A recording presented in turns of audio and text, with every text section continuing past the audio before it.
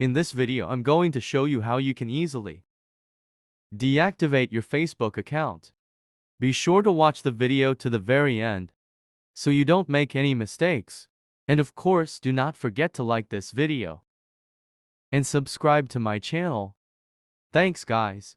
So let's get started. And the first off, open up Facebook app and then go to menu. After that, tap at that gear to open up settings. And then get into your account center. After that, tap add to personal details. And then account ownership and control.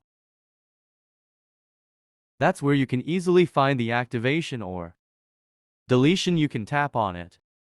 And then just select your Facebook or Instagram account.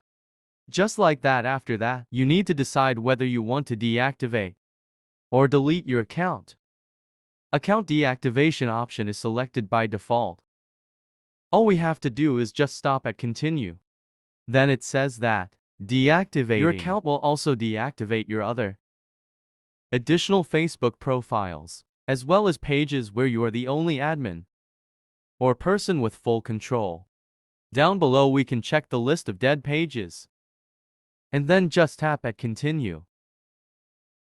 On the next step, it will ask you to enter your current Facebook password.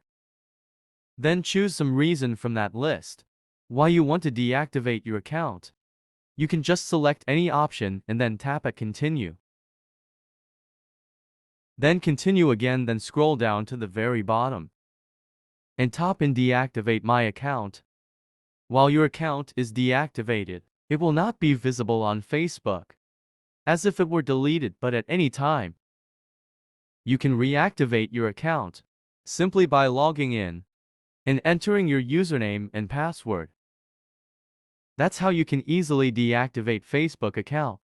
Now you can write down in the comments below if you have any questions about that tutorial. Hit the like button if you like that video, and see you in the next one.